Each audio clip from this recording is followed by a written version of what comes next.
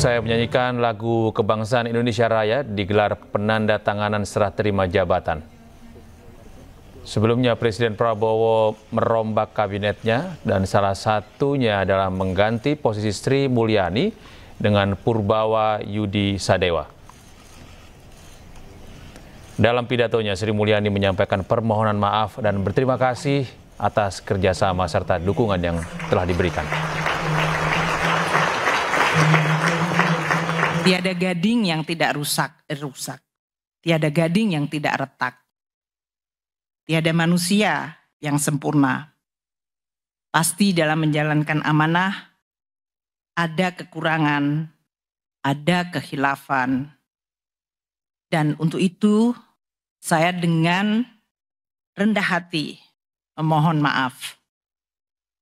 Saya ingin mengucapkan selamat kepada pejabat baru Pak Yudi Purbaya Yudi, selamat mengemban amanat dan tanggung jawab yang sangat penting, yaitu mengelola dan menjaga keuangan negara dan memimpin Kementerian Keuangan. Semoga Pak Yudi diberikan kemudahan dan sukses membantu Presiden Prabowo. Untuk jajaran Kementerian Keuangan, saya titip untuk terus menjaga keuangan negara dan Kementerian Keuangan sebagai pilar stabilitas dan instrumen yang luar biasa penting untuk mewujudkan keadilan sosial bagi seluruh rakyat Indonesia dan kesejahteraan masyarakat Indonesia serta kemajuan bangsa. Jalankan dan lanjutkan tugas dengan amanah, profesional, kompeten, dan jaga selalu integritas. Bantu pimpinan yang baru dan terus melaksanakan tugas dengan dedikasi. Saya pamit undur diri pagi hari ini dan mohon mulai saat ini untuk kami dihormati ruang privasi kami atau ruang pribadi saya sebagai warga negara biasa. Salam sehat untuk seluruhnya dan sukses untuk semuanya yang hadir. Dan jangan pernah lelah mencintai Indonesia. Terima kasih.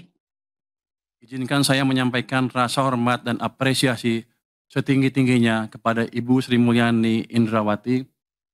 Di bawah kepemimpinan beliau, Kementerian Keuangan berhasil menjaga stabilitas fiskal Indonesia di tengah dinamika global, melakukan efisiensi anggaran, dan mengawal program-program prioritas pemerintah hingga RAPBN 2026.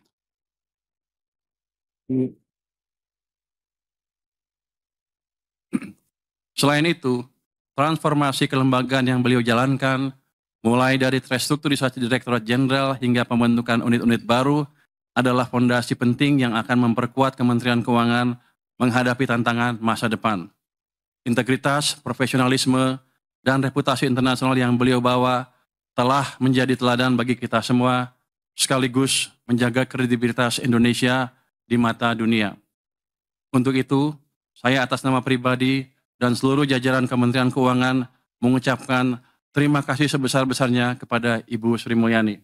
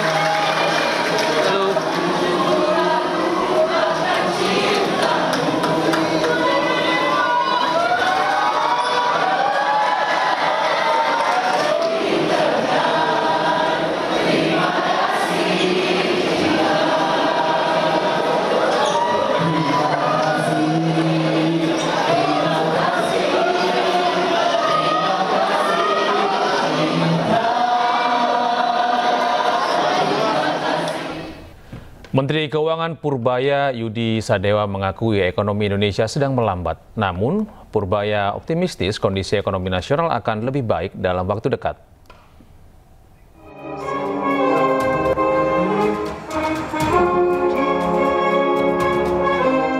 Usai dilantik, Menteri Keuangan Purbaya Yudi Sadewa mengakui ekonomi Indonesia sedang melambat, namun Purbaya optimis kondisi ekonomi nasional akan lebih baik dalam waktu dekat.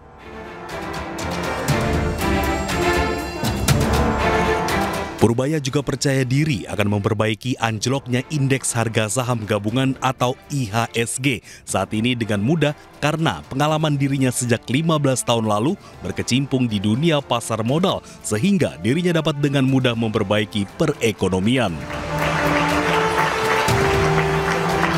Selama ini ada perlambatan ekonomi yang karena berbagai hal. Dan keributan demo itu sebetulnya karena sebagian masyarakat mungkin ngerasa ini melambat, dia tertekan. Nah sekarang kita balikkan dengan cepat. Dalam seminggu 2 minggu pasti akan balik. Kalau IHSG anjlok biasa mungkin takut, tapi kan saya lama di pasar, saya 15 tahun lebih di pasar, jadi saya tahu betul bagaimana memperbaiki ekonomi. Jadi indikator perlambatannya apa Pak? Kamera di sini Pak. Target 100 hari Pak, target 100 hari Pak. Ya? Ada target 100 hari Pak. Target tapi 3 bulan 100 hari itu ya? Iya Pak. Wah dia ngasih angka tinggi banget, ngeri juga saya bilang. Saya bilang betapa kita kita capai yang 8% itu. Dia bilang jangan lama-lama secepatnya. Ya kita cobalah. Purbaya juga menjelaskan bahwa dirinya mendapat arahan dari Presiden Prabowo Subianto untuk mempercepat pertumbuhan ekonomi dengan target 8%. Tim Liputan iNews melaporkan.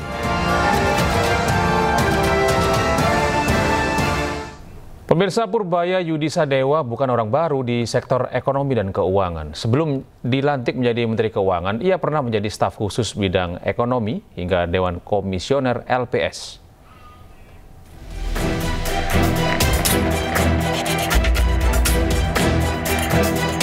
Purbaya Yudi Sadewa menempuh pendidikan sarjana teknik elektro di Institut Teknologi Bandung.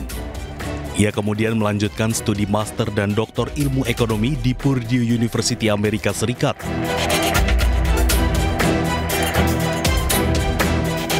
Sebelum dilantik menjadi Menteri Keuangan, namanya telah malang melintang dalam pemerintahan. Ia pernah menjabat sebagai staf khusus bidang ekonomi di Kemenko Perekonomian pada tahun 2010 hingga tahun 2014. Dan menempati posisi yang sama di Kemenko Polhukam pada tahun 2015 hingga 2016. Jabatan staf khusus bidang ekonomi juga pernah ia tempati pada tahun 2016 hingga 2018 di Kemenko Maritim. Pada tahun 2018 hingga 2020, Purbaya dipercaya menempati posisi Deputi Bidang Koordinasi Kedaulatan Maritim dan Energi di Kemenko Maritim dan Investasi. Karir moncernya di bidang ekonomi mengantarkan Purbaya pada jabatan sebagai Ketua Dewan Komisioner Lembaga Penjamin Simpanan sejak tahun 2020 hingga dilantik menjadi Menteri Keuangan oleh Presiden Prabowo Subianto. Presiden Prabowo Subianto resmi melantik 5 pejabat baru Kabinet Merah Putih dalam reshuffle yang digelar di Istana Kepresidenan, Jakarta pada Senin kemarin. Namun Menko Polkam dan Menpora baru belum diumumkan. Demi Allah saya bersumpah. Demi Allah saya bersumpah. Bahwa saya. Presiden Prabowo Subianto melantik menteri baru di Kabinet Merah Putih Senin sore. Mereka adalah Purbaya Yudi Sadewa sebagai Menteri Keuangan menggantikan Sri Mulyani. Selanjutnya Mukhtarudin sebagai Menteri Perlindungan Pekerja Migran Indonesia atau P2MI menggantikan Abdul Kafdir Karding. Lalu Ferry Juliantono sebagai Menteri Koperasi menggantikan Budi Aristiadi. Selain itu, Presiden Prabowo juga melantik Muhammad Irfan Yusuf sebagai Menteri Haji dan Umroh beserta wakilnya di Kementerian Haji dan Umroh, Dhanil Anzar Simanjuntak.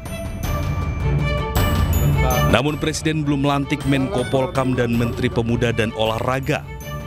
Untuk posisi Menko Polkam saat ini dalam posisi ad interim dan belum ditunjuk secara definitif. Itu memang Bapak Presiden belum menunjuk secara definitif siapa yang akan beliau tugaskan menjadi Menko Polkam, sehingga untuk sementara waktu beliau akan menunjuk ad interim untuk menjabat sebagai Menko Polkam. Siapa itu? Hah? Tunggu nanti diumumkan. Dari Menhan, Mas. Tunggu dulu.